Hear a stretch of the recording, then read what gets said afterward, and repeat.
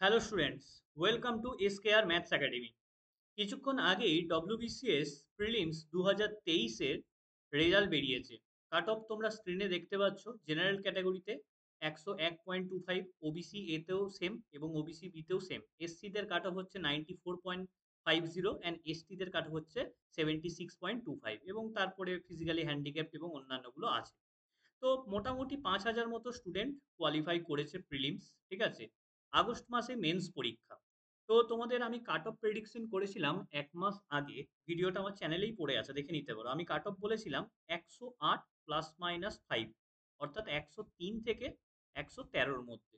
Cut off মোটামুটি যা বলেছিলাম সেরকমই এসছে। এবং আমি আর একটা কথাও বলেছিলাম, যাদের 95+ হচ্ছে তারাই মেন্সের প্রিপারেশন শুরু করে দাও। তার কারণ আমি জানতাম যে এবারে কিন্তু অনেকটা কাট অফ কম যেতে চলেছে।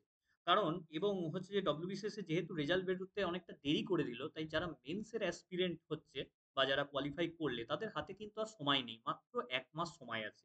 এর মধ্যেই কিন্তু তোমাদের কমপ্লিট প্রিপারেশন নিতে হবে। যারা মানে কোয়ালিফাই করলে তাদেরকে কংগ্রাটস, কিন্তু লড়াই জাস্ট শুরু হয়েছে, লড়াই শেষ হয়নি। আর যারা কোয়ালিফাই করতে পারলে না তাদেরকে বলবো নেক্সট বারের জন্য ভালো করে দাও প্রিপারেশন নিয়ে, ঠিক আছে। এই ভিডিওতে তোমাদের কাট অফটা অ্যানালিসিস করব এবং মেন্সের জন্য কিছু টিপস দেবো, ঠিক আছে। সবাই তো কাট অফ বলছে, আমি শুধু কাট অফ বলে বেরিয়ে যাব না।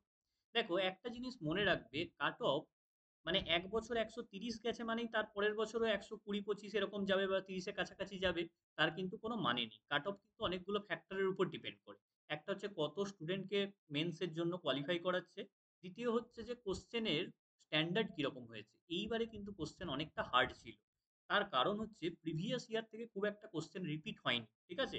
কোশ্চেন মোটামুটি মডারেট থেকে হার্ড লেভেলের ছিল এবং কনসেপচুয়াল কোশ্চেন বেশ কিছু ছিল। যেমন ইকোনমিক্স পার্টে আমার মনে আছে এখনো, ইকোনমিক্স পার্টে বেশ কনসেপচুয়াল কোশ্চেন ছিল। সায়েন্স পার্টে বেশ কনসেপচুয়াল কোশ্চেন ছিল, ঠিক আছে। তো এইবারে একটু কোশ্চেনটা গতানুগতিক যে কোশ্চেন হয় ডব্লিউবিসিএস এ বা পিএসসি তে, তার বাইরে কিন্তু কোশ্চেন হয়েছিল। তার জন্য কিন্তু কাট অফটা কম গেছে। তাই তোমাদের একটা কথাই বলবো, শুধুমাত্র নোট ফোট না মুখস্থ করে বই ভালো করে পড়ো, খুঁটিয়ে পড়ো, তাহলেই কিন্তু তোমরা এক্সাম কোয়ালিফাই করতে পারবে। ওকে। আর ফ্রাস্ট্রেটেড হওয়ার দরকার নেই। তার কারণ হচ্ছে যে তোমরা নেক্সট বারে সামনেই আছে ডিসেম্বর মাসে পরীক্ষা। এই মানে এখনো 5 মাস সময় আছে। খুব মন দিয়ে পড়ো। 5 মাসে কিন্তু কোয়ালিফাই করা যায়। যে পার্টগুলো তুমি জানো ভালো করে সেগুলো ভালো করে পড়ো। যেগুলো খুব একটা জানো না সেগুলো মডারেট লেভেলে প্রিপারেশন করো।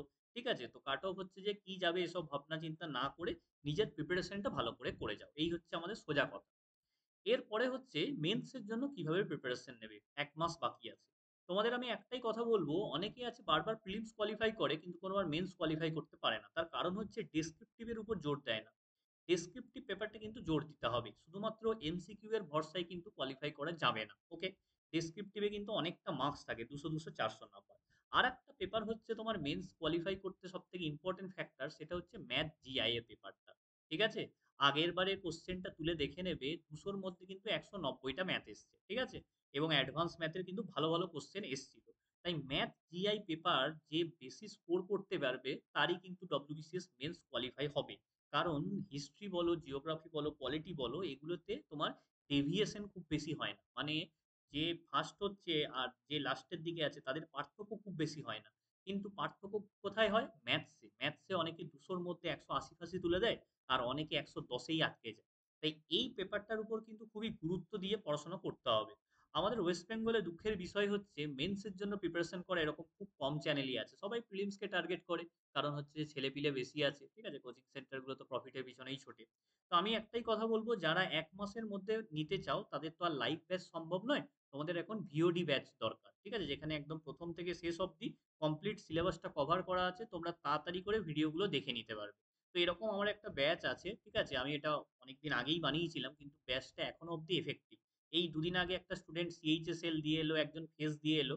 তারা ওই ব্যাচের স্টুডেন্ট। তারা বলছে ওখান থেকেই কিন্তু অনেক কোশ্চেন কমন পেয়েছে। ওটাতে অ্যারিথমেটিক, অ্যাডভান্স ম্যাথ সবকিছু করানো আছে।